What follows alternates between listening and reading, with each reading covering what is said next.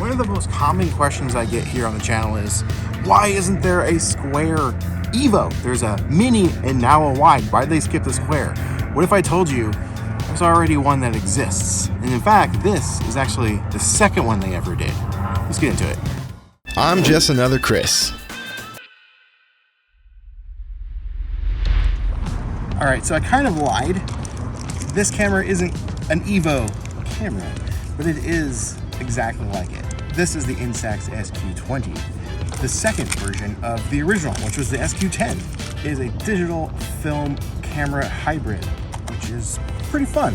It has a lot of capabilities that a standard instant camera doesn't have.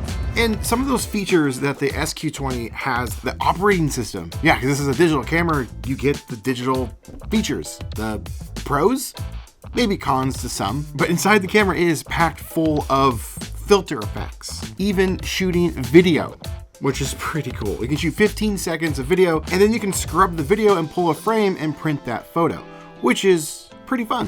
Oh, and for the video, there's no audio. It's just so you can grab a little still frame from the image. And you can pull the video. That's probably it. I think that's all I get. And you may have seen this in a recent episode of Mail Time. This was sent to me. It was in the P.O. box. How cool is that? I want to be able to make this video, so thank you so much. And if you want to send some stuff, love letters, hate mail, whatever, weird stuff, I don't care. In the description below is information to the P.O. box. And I'll open it up on camera. Now, you might be asking yourself, how'd you miss this? When did this come out? A couple years ago? Well, more than a couple years ago. The SQ20 came out in 2018. With the previous model, the SQ10, coming out in 2017. So don't feel bad if you missed it. Came, went, and it disappeared. Now, with it being the newer model of the SQ10, if you're trying to track these down, which one should you buy? I don't have the SQ10, I only know the specs. And there's not a ton, but what's different is kind of huge. The SQ20 has an internal rechargeable battery, just like the rest of the EVO camera line. However, the SQ10 actually had a removable rechargeable battery. That's the kicker with this. One day the battery will go bad, and I don't even know how you open this up to try and replace it. So that's kind of a bummer. They also made the screen smaller on the SQ20 versus the SQ10. The other change was on the bottom. They removed the tripod mount, which is frustrating because it does have a self-timer on here and bulb mode. So I don't know why they did that, but they did. But the last little major upgrade from the SQ10 to the SQ20 is the sensor. I'm a little fuzzy on the exact numbers, but all I know is it's a bigger sensor in this camera, which means better performance, especially in lower light situations. You can get a little bit less grainy images. But one of the perks that they did with this camera is they added a selfie mirror, the other one didn't, and they also added a zoom feature to the SQ20. It is just a digital zoom, just so you know, but it's a 4x digital zoom, and it comes in handy, and I definitely used it while out shooting with it. Hey, so something else I just found out about this camera, it has a bunch of like hidden little mini features. And I just noticed as I was filming some B-roll, I used the zoom on the camera, and after you've taken the picture, you can actually unzoom the photo to what it would have been. So if you didn't like it so zoomed in, you can unzoom it. That's kind of neat. This has internal storage, and you can store up to like 50-ish photos on here before it fills up. However, it does have an SD card slot, so you can just load it up and shoot forever.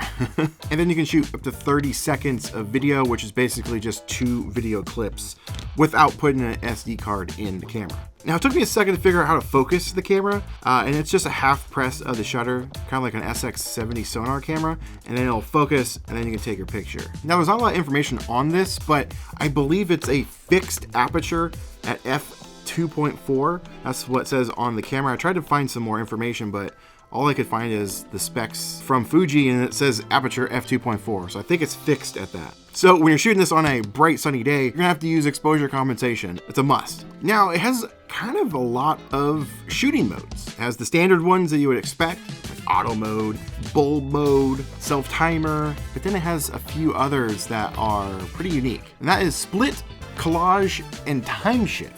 Yeah, I haven't messed around with some of those just yet, but I'm excited to try because I have a couple ideas with the collage. Or is it called the split? It might be the split. You can take 4 photos and put it onto 1 frame. Now, these are really, really small images, but you could cut them out and use them as unique images for like scrapbooking or whatever. I think that'd be kind of fun. And the time shift mode looks very similar, where it has 4 images on one frame, but it captures one moment in time. Now let's talk about filters. This one is loaded with filters. It has 21 total filters, and 3 of those are exclusively for the video modes. Now the screen itself, let's talk about that for a second. There's one little downside to it. I will say, it's tough to shoot this on a sunny day. It's really hard to see the screen. It's so hard to tell the exposure. It's really hard to tell the exposure on the screen when it's sunny out. But the best part is I could wait to print the photos. I could shoot a couple different exposures, bring it back to a darker area where I can actually see the screen, and then print them. So that's a cool option. A little more annoying though, but it's an option. Yeah, basically if you're outside on a bright sunny day, it's gonna be really tough to gauge your exposures with this camera. It's kind of a bummer. But then again, if you're not outside on a sunny day, it doesn't really matter, so it depends on your use case. But this camera would actually be fantastic and perfect for like a party environment anyway, because you can print as many photos as you want of the same thing, give copies to your friends. Now, the filters, I thought you had to choose your filter before you shot your photo. That's not the case at all. You could actually shoot your photos, print them, and then go back and add the filter to it. Now, there is a plus side to choosing the filter before you pick it, because you could actually dial in your image a little bit better. Otherwise, you're just committed to that exposure just by adding in that extra filter. It might not look as good, but it is neat that you can add the filter later. Here's a unique little feature slash hack that this camera has. One of the filters is monochrome, aka black and white. Now, they make black and white film. You actually pay more for it and get less. It's like $15, sometimes $18 a pack for black and white film. Some places it's even 20 bucks. It's crazy. But you can flip this into monochrome and shoot unlimited black and white photos on color film, which is much, much cheaper. And in fact, I think I like the look better of this camera, since it is a digital camera, with the monochrome filter on the film. I think it looks actually a lot better. Personal preference. Let me know in the comments below what you think. Cutting in because I discovered something. I was shooting some photos indoors, took a photo of Paco there, and check this out. The screen shows this exposure looking pretty dang good. Now, this is -3 on exposure compensation, but when I printed it out, this is what I got. Pretty dang dark. Now, the cool thing is I can reprint it. So if I want to go to exposure comp, all I do is push the button, and you can see it was shot at -3. I can go up back to 0, and now look at the screen. It shows, it looks like it's a little overexposed. So something to keep in mind, the screen brightness and the screen settings do affect the final image. So it will take a little practice to dial in the exposure just right. Now, who is this camera for?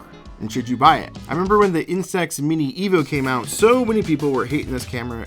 Literally comments I got were, it's an abomination, it's a disgrace, it should not exist in the instant photography world. I'm gonna use kinder words than I wanna say, but screw you! These serve purposes. These are just extra tools in your quiver to be creative. It's all about the use cases.